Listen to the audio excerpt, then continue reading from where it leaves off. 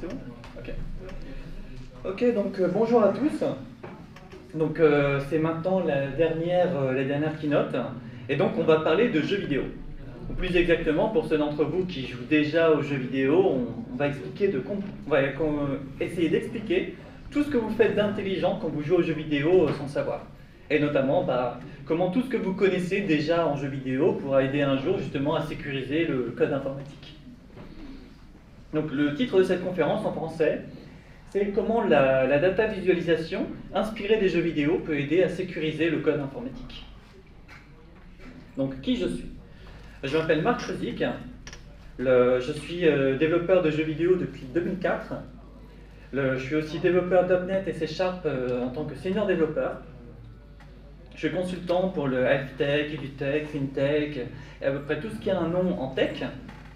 Et sinon, je suis aussi un expert en gamification, c'est-à-dire toutes les techniques et technologies du jeu vidéo ou inspirées du jeu vidéo pour les autres industries. Et je suis aussi professeur et développeur. Et enfin, donc, j'ai cité quelques termes qui doivent peut-être vous parler, comme par exemple Unity 3D, qui utilise du C#, qui est utilisé aujourd'hui pour faire la moitié des jeux vidéo du monde, mais qui est aussi utilisé pour faire des expériences en réalité augmentée, en réalité virtuelle. Parfois, vous allez dans un magasin, vous voyez un présentoir en 3D, en réalité derrière c'est du Unity 3D. Et donc, il y a de plus en plus de choses qui utilisent du code, y compris du code inspiré des jeux vidéo. Et la question qu'on peut se poser, c'est comment faire le lien entre cette partie très graphique des jeux vidéo et le code informatique. Alors, tout d'abord, je vais vous parler de qu'est-ce qu'est la visualisation donc dans les codes informatiques.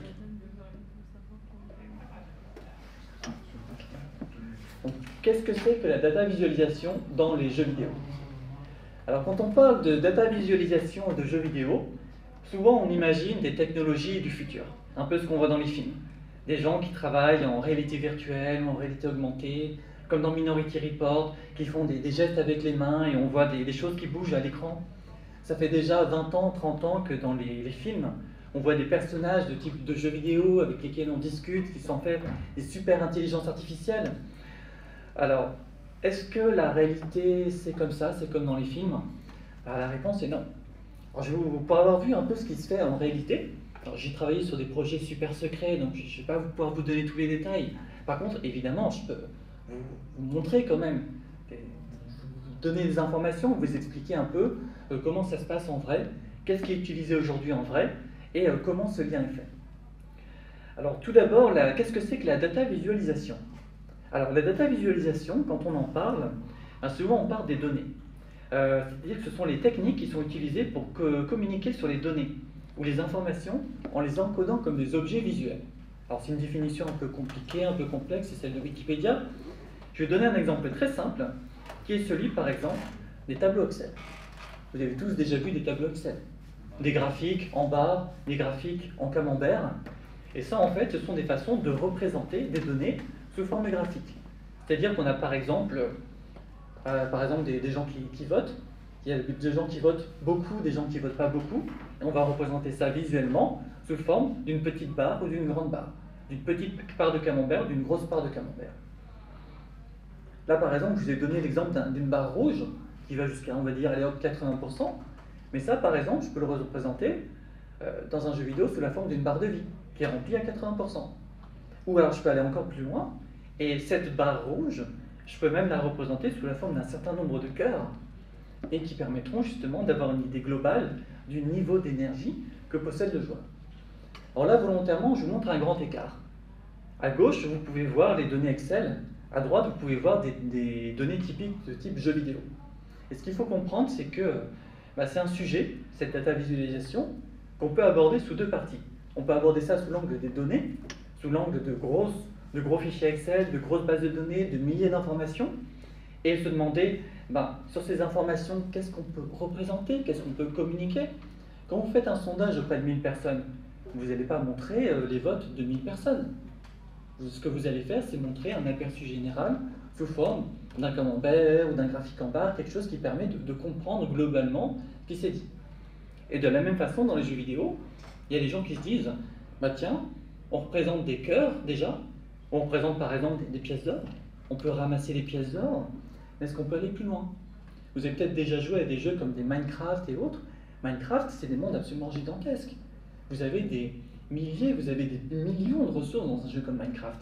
Et pourtant, vous êtes capable de naviguer dans ce jeu et de trouver ce qui a de la valeur, de trouver de l'or, de trouver du diamant. Et ce qui est intéressant, c'est de se dire que, en fait, finalement, même un jeu vidéo, ça peut permettre de faire ressortir une aiguille dans une botte de foin. Ça peut permettre de retrouver quelles sont les données qui ont de la valeur. Par contre, jusqu'à aujourd'hui, les deux choses se sont développées de façon très séparée. C'est-à-dire que d'un côté, il y a des gens qui travaillent sur Excel, de l'autre, il y a des gens qui jouent aux jeux vidéo.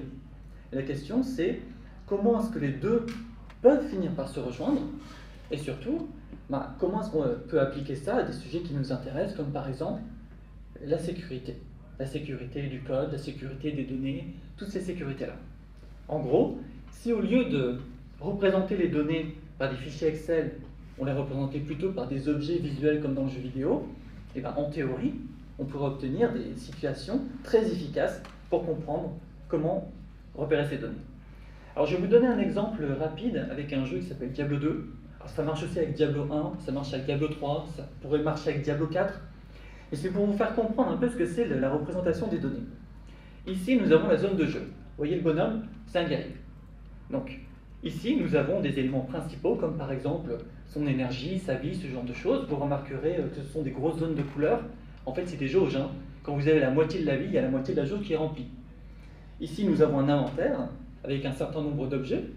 Et ici, nous avons un descriptif plus détaillé de ce qui est, de comment fonctionne un objet.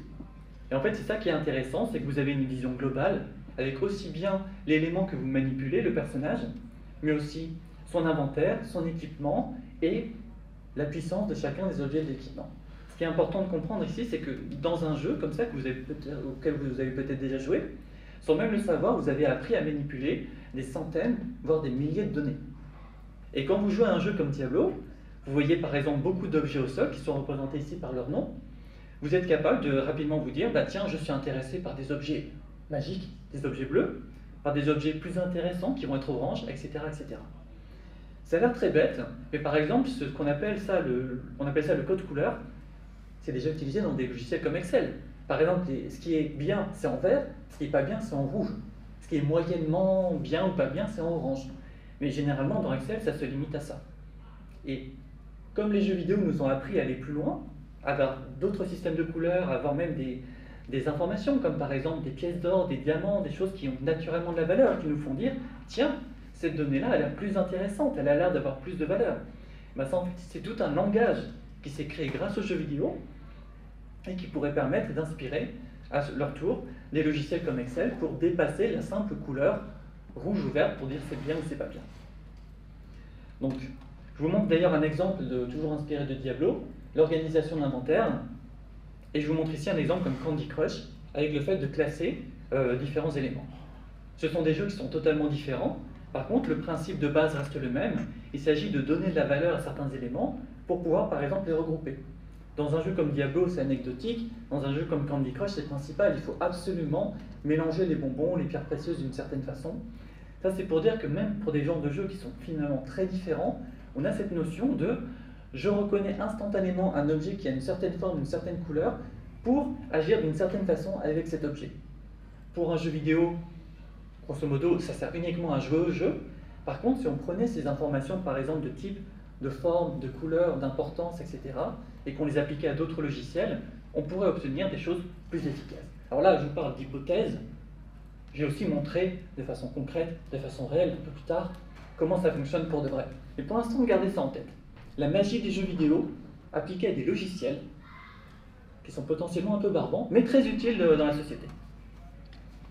Alors, la data visualisation dans les jeux, de façon générale, ça remplit 3 objectifs. Vous jouez déjà aux jeux vidéo, sûrement, donc vous accomplissez déjà ces objectifs. En fait, il faut que les données soient lisibles par des humains. Quand on prend un millier d'informations d'un fichier Excel ou d'une base de données, parfois, c'est absolument impossible d'en faire quoi que ce soit. Quand vous prenez un millier d'objets dans un jeu vidéo, et je suis sûr que vous pouvez jouer à des jeux vidéo où il y a déjà des milliers d'objets, vous êtes capable instantanément de trouver les objets qui ont de la valeur. Oui, pourquoi? Parce que même si vous ne connaissez pas encore le genre de jeu, quand vous voyez des pièces d'or, quand vous voyez des diamants, des choses comme ça, ou des petits cœurs, vous dites tiens, ça doit être plus intéressant que le reste. Et surtout, vous pouvez faire des choix rapides. C'est-à-dire que rapidement, vous pouvez vous dire, tiens, je vais miser sur ça, je vais récolter ça, etc., etc. Regardez quand vous jouez à un jeu, la vitesse à laquelle vous dites, tiens, ça c'est important, il faut absolument que je ramasse cet objet avant les autres, il faut absolument que j'aille creuser ce bloc de diamant avant d'autres personnes, il faut que je récupère l'or avant d'autres personnes, etc., etc. Tout ça, tout ce qui permet une prise de décision rapide, ça vous aide à mieux jouer et potentiellement, ça vous aide aussi à mieux utiliser finalement ces logiciels de jeux vidéo. Pour vous montrer un peu ce que ça donne justement avec des logiciels de type conversion de données, ici j'ai un jeu vidéo qui existe, d'ailleurs vous pouvez chercher Cube Composer par David Peter, vous voyez des cubes jaunes et vous voyez des cubes rouges, et en fait il s'agit de convertir les cubes jaunes en cubes rouges. C'est un truc classique de jeu vidéo, mais dans la manipulation de données, c'est ce qu'on appelle une fonction de type map. Ça permet de remplacer des données. Quand vous faites un traitement sur des données, par exemple avec des logiciels fonctionnels, vous apprenez à utiliser ce genre de fonction. Et quand on rajoute une représentation graphique, eh bien on comprend un peu mieux ce qui se passe. Ici, par exemple, les données sont représentées par des cubes. On convertit ces cubes en utilisant des fonctions. Et enfin, on apprend les fonctions en complétant les niveaux. Et là, ça, en fait, c'est intéressant parce que les jeux vidéo, en fait, sont des logiciels qui volontairement vous donnent des informations petit à petit. D'abord, vous apprenez la façon simple d'utiliser le logiciel, puis ça devient de plus en plus complexe. Et vous êtes récompensé quand vous ramassez de façon correcte des objets. Tout ça, ce sont des mécaniques qui sont naturellement dans les jeux, et il y a des gens, en dehors du jeu, qui commencent à s'intéresser à ce genre de choses. Là, par exemple, je vous montre un exemple classique. Ça, c'est dans les années 70. C'est le Conway qui donc a inventé ce qu'on appelle le jeu de la vie, qui est une représentation de données, comme ça, dans une petite grille, avec des règles simples, comme par exemple, quand une case est remplie ou pas remplie, les cases d'à côté vont agir de façon différente. Donc ça vous donne des représentations, on a l'impression que ça bouge, c'est pour ça qu'on appelle ça un jeu de la vie. Je vous le montre de façon plus complexe, ça c'est un prototype de jeu que j'avais réalisé, où pareil, on a des petits cubes, des petites cellules qui bougent les unes par rapport aux autres, sauf que moi je l'ai fait en 3D, et ça montre comme ça comment on crée plutôt des bâtiments. Donc, tout ça pour que vous compreniez que des données, on peut les représenter de plein de façons différentes. J'ai donné des exemples avec des objets, avec des cubes, et maintenant je vais parler un peu mieux de comment est-ce qu'on peut faire pour visualiser du code. Ça, là, ça y est, c'est la partie sérieuse. Alors, je montre SimCity. Est-ce que vous connaissez SimCity? Oui. Voilà, SimCity, Sim pour simulation et City pour ville. C'est un jeu de simulation de ville. Eh bien, moi, j'ai décidé de représenter ceci. Alors, vous pouvez voir que ce que je représente à droite, ce que j'ai moi-même créé, ça ressemble beaucoup à des espèces d'immeubles. Voilà. Je sais, certaines personnes vont peut-être me dire, mais les immeubles comme ça, ils ne sont pas comme ça dans la réalité, etc., etc. Mais voilà, on fait un petit effort d'imagination, ça suffit à se dire, voilà, grosso modo, ça ressemble à des immeubles. Et en fait, moi, ce que je dis, c'est que je m'inspire de SimCity pour créer une représentation de données. Qu'est-ce que ça veut dire? Chaque immeuble que vous voyez à l'écran, en réalité, c'est un fichier de code. Et on peut dire, par exemple, que les étages que vous voyez, ça représente des fonctions. Quand vous écrivez des fonctions dans le code, vous écrivez des petites fonctions, vous écrivez des grandes fonctions, et ça prend plus ou moins de place. Là, j'ai des immeubles qui sont plus ou moins grands. Quand vous faites des très grands fichiers, ça prend beaucoup de place. Quand vous faites des petits fichiers, ça prend peu de place. Et ce que je vais dire, c'est que quand il y a un problème de sécurité sur une fonction, j'affiche une couleur. Je prends un code couleur, par exemple, orange, c'est moyen. Il y a un risque de sécurité. Et quand j'utilise ce genre de représentation, est-ce que vous pouvez deviner où est le plus grand problème de cybersécurité dans le code? En haut à droite. Ouais, c'est ça, en haut à droite, l'immeuble très rouge qui est en flammes, c'est là où il y a le plus grand problème de cybersécurité. Et ça, en fait, des gens qui n'ont aucune expérience du code informatique, vous leur montrez ce genre de représentation et immédiatement, ils comprennent qu'il y a un problème quelque part. Ça, en fait, la technologie, c'est ce qui permet de faire le lien entre l'être humain et la machine. Il y a des technologies qui vont plus vers la machine, il y a des technologies qui vont plus vers l'être humain. Moi, j'aime bien créer ce genre de représentation parce que des gens qui ne connaissent pas les enjeux de cybersécurité, vous leur montrez ça avec un langage qu'ils comprennent, qui est le langage de l'architecture urbaine, et tout de suite, ils se disent, il y a un problème quelque part, il faut le régler. C'est rouge, c'est en feu, il faut le régler. Et vous-même qui êtes développeur informatique, qui avez besoin d'expliquer des problèmes de cybersécurité, vous montrez une représentation comme ça, et immédiatement, vos responsables, vos collègues, ils comprennent qu'il y a un problème à corriger. Et évidemment, quand vous corrigez le problème, vous êtes un héros. Vous êtes le pompier qui éteint l'incendie. vous êtes le constructeur qui va construire la ville de façon idéale. Alors on va faire une petite démo, et je vais vous montrer deux codes informatiques. Hop. Donc voici un premier code informatique, et voilà une ville.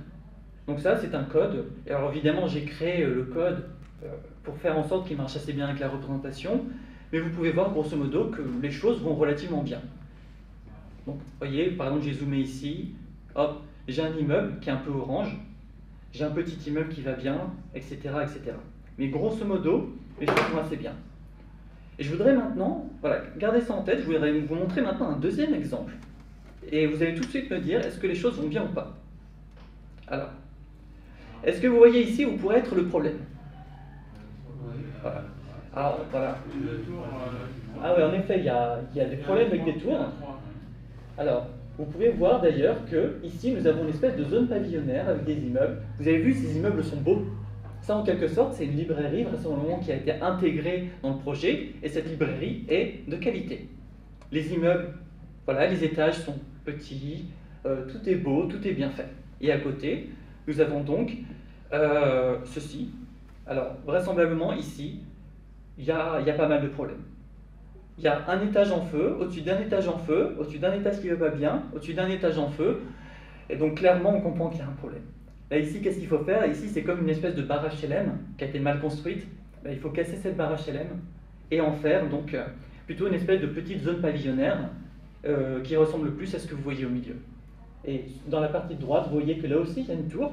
On n'a pas forcément vu tout de suite. Mais c'est une tour aussi qui va mal, elle aussi. Donc la première tour, évidemment, il faut la casser, en faire une belle zone pavillonnaire. La deuxième tour, il faut la casser, en faire une belle zone pavillonnaire. Voilà le genre de choses qu'on peut faire avec de la représentation graphique. Et comme ces zones de couleurs indiquent des problèmes de cybersécurité, vous pouvez imaginer bien sûr qu'on se dit, il y a beaucoup de problèmes de cybersécurité ici, il faut absolument les régler. Retour, hop, à la présentation. Donc, alors, où est passé le... Ah, je récupère la partie vidéo.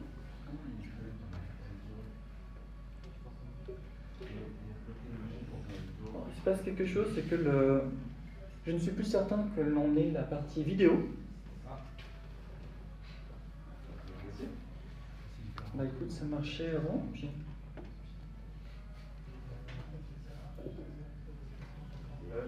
Moi,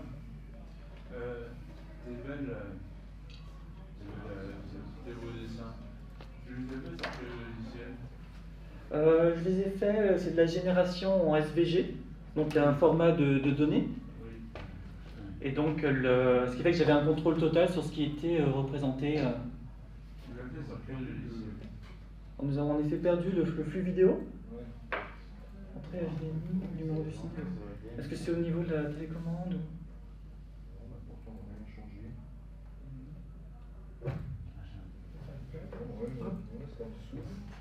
En dessous, c'est un verre, quand je vais rebrancher. Ouais. En fait, ici, il passe. En dessous, il passe. Mais l'écran.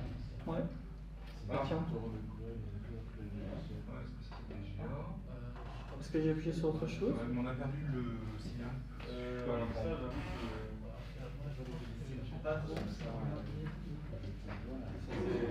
Ah!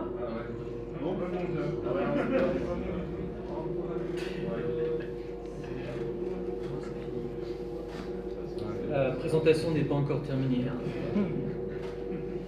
Attends qu'il remonte en bas pour le remettre. Ah ouais? Ouais, c'est sympa.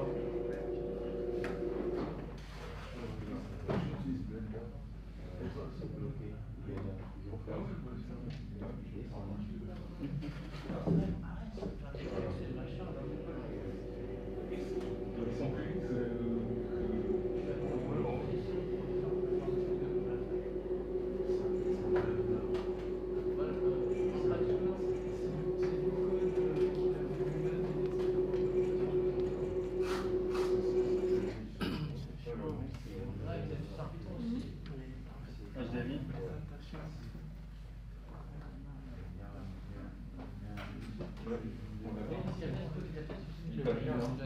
HDMI 2.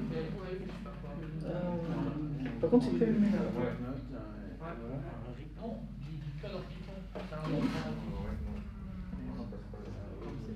Et sur le cinquième, là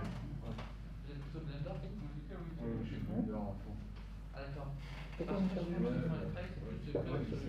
Bah, il s'est éteint. C'est pas une question de quand on dépasse l'heure, ça s'éteint? Non, je pense pas. Bon, des fois ça marche pas. Bon, après, heureusement, on était vers la fin de la conférence. Donc, alors, en ce qui concerne les données relatives au code, on peut afficher différentes choses. Donc ici, je vous ai parlé des failles de cybersécurité. On peut aussi afficher des qualités de code, des couvertures de tests. On peut aussi afficher tout ce qui est, par exemple, certaines polices de style. Donc, par exemple, savoir que l'on a mal écrit les éléments à certains endroits. En ce qui concerne ce projet que je vous ai montré, il est encore en développement. C'est-à-dire que je dois encore choisir aussi, est-ce que ça va être open source, est-ce que ça va être commercial, est-ce que ce sera branché à Azure de façon automatique. Et sinon, évidemment, ce qui serait intéressant, ce serait de pouvoir brancher dessus d'autres éléments, suivant ce qui intéresse les gens, peut-être les bonnes pratiques de l'ANSI, ou peut-être d'autres choses comme ça. Tout reste à voir, bien sûr, tout est possible. C'est ça l'avantage avec la data visualisation. Je vous ai montré quelque chose qui fonctionne correctement avec des fichiers de code informatique. Évidemment, à partir du moment où vous avez des données sur le code informatique, nous pouvons les afficher et nous pouvons leur donner une utilité. La conclusion, c'est que les objets visuels sont finalement le langage le plus courant et les jeux vidéo utilisent beaucoup d'objets visuels et sont vraiment totalement entraînés par tout ce qui est l'utilisation des différents joueurs. Et moi, je pense qu'il est possible de récupérer toute une partie de cette expérience pour en faire bénéficier d'autres logiciels, y compris sur les points les plus capitaux du code informatique. En ce moment, on parle beaucoup de NFT, on parle beaucoup de crypto-monnaies qui peuvent être représentées de façon graphique, beaucoup d'inspiration des jeux vidéo. On a vu les CryptoPunks, on a vu beaucoup d'objets virtuels en pixels se vendre des fortunes. À cette intersection entre économie et jeux vidéo, disons que le jeu vidéo commence à arriver dans d'autres parties des domaines informatiques, et je pense qu'il a tout à fait sa place dans la cybersécurité. Voilà ce qui marque la fin de la conférence. Nous remercions nos sponsors, Programmer, Liffray, la Manufacture, Softlunt, et vous pouvez me contacter à Marc Kruzik. J'ai des cartes de visite pour ceux qui sont intéressés. Il y aura, je pense, mon nom aussi dans la partie YouTube. Vous pourrez chercher sur LinkedIn particulièrement pour m'ajouter. J'accepte les différentes demandes, y compris les demandes d'étudiants. Donc n'hésitez pas à m'ajouter. Et voilà qui conclut notre conférence.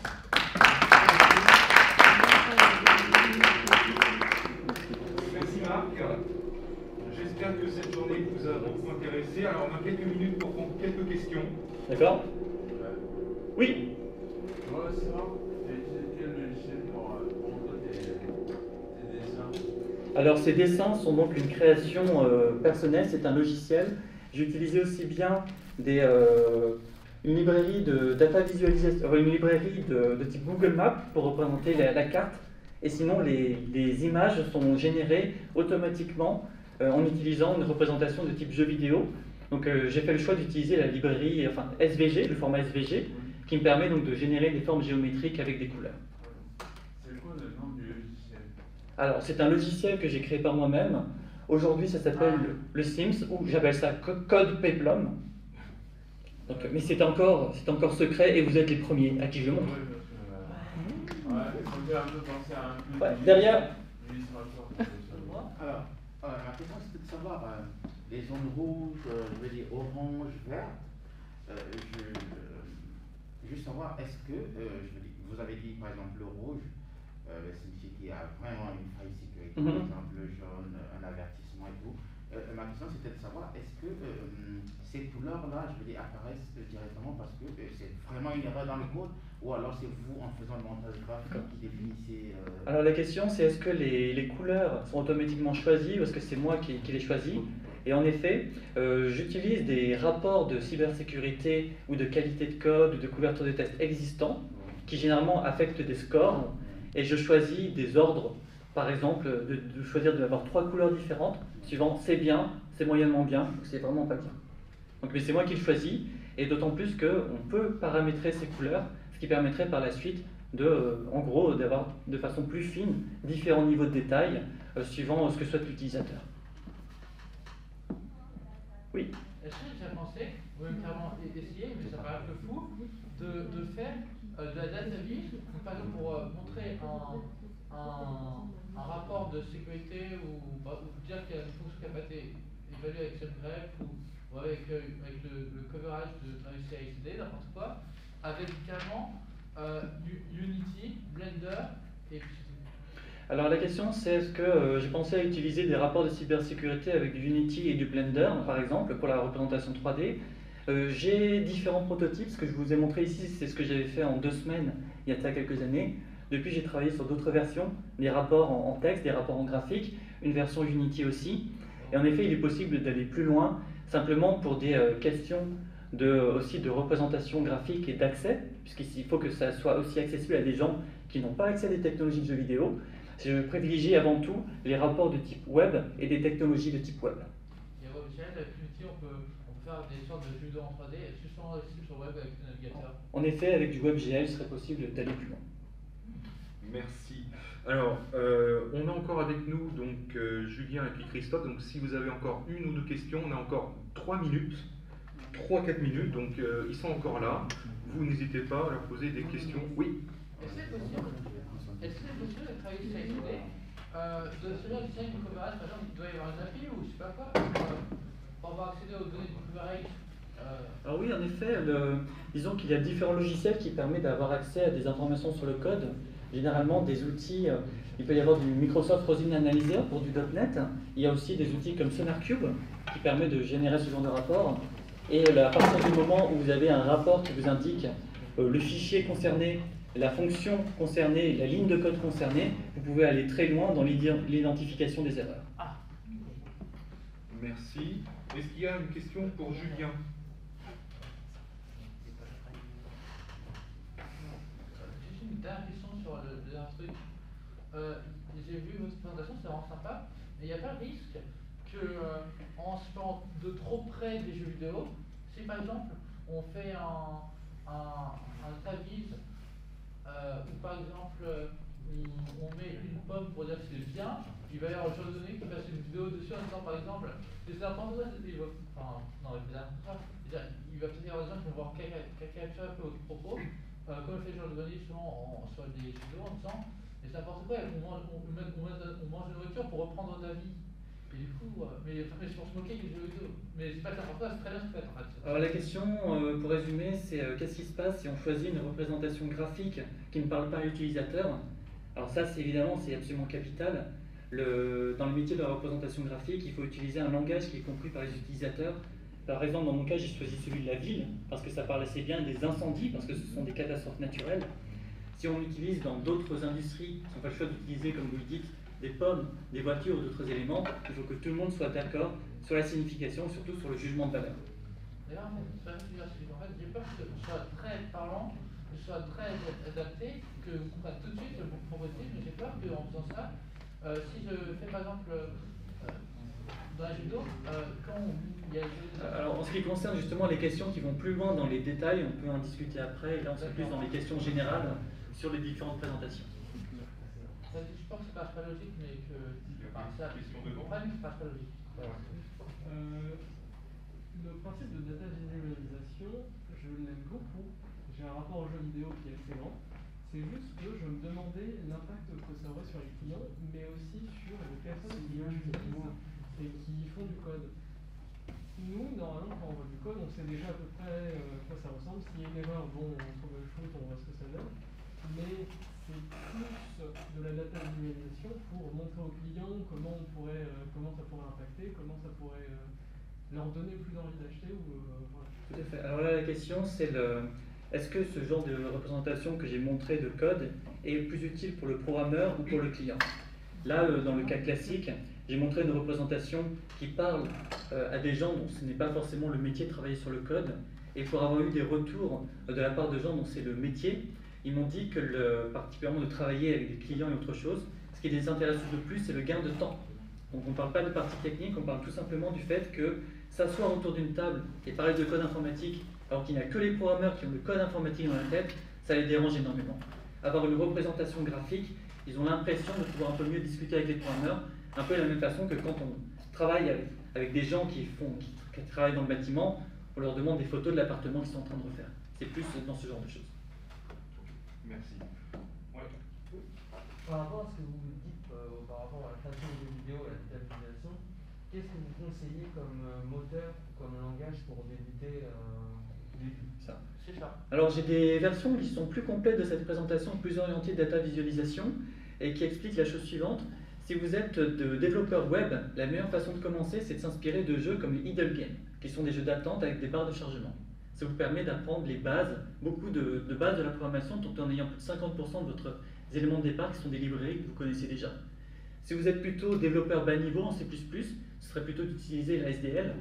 Si vous êtes développeur C#, ce serait plutôt d'utiliser des moteurs comme Unity 3D avec tous les logiciels qui accompagnent ce genre de développement. Et si vous n'êtes pas du tout programmeur, il y a des approches qui sont le Design First, qui vous permettent de manipuler des schémas, comme par exemple Mechanize.io, qui vous permet de faire des schémas complets représentant des ensembles de données sans avoir besoin de compétences en programmation informatique. Pour Julien quand même, parce qu'il est quand même resté, donc ce serait quand même sympa d'avoir une question. Forcez pas trop les questions. Bon, bah non, alors, hier. Pardon. C'est pour Julien. Oui, c'est pour aider. En fait, je veux dire, ça me paraît quand même un peu. Juste après. Je peux terminer juste avant que vous voulez. Allez-y. Je pense que si on code dans C++, qu'on code SDS, ça me paraît un peu hardcore. Je pense que ce serait mieux pour lui s'il code dans C++. Alors pour toutes les questions en rapport avec le jeu vidéo, comme vous disait, nous pourrions en voir plus tard. Oui, mais si vous souhaitez discuter entre vous, là, de la même façon, c'est un temps que nous pouvons réserver pour après. Tu vas prendre une règle, voilà. Allez, encore une question, et puis après on clôt tout ça. Il y a une bonne question. Pour Julien, je tenais à le remercier parce qu'il y a bien tout à l'heure qu'il a appris. Quand il a présenté et quand il a bien aligné en plus, c'était très bien. Merci beaucoup. Ouais, très bien. Écoutez, François, tu es bien aussi. merci à tout le monde. Donc Christophe, il est au fond, donc si vous avez encore quelques questions sur le pentest et sur la carte vue, vous n'hésitez pas. Julien, merci à toi, c'est un peu mon plaisir. Marc, merci. Christophe, merci. Merci à vous tous. Les derniers êtes restés. Et ça fait merci d'avoir assisté à cette TEDCon. Et rendez-vous l'année prochaine pour les prochaines TEDCon. C'est Rex. Ouais. Non, en fait, on a eu un désistement de c'est pour ça. Merci à tout le monde, bonne soirée, bonne fête, et puis à très bientôt.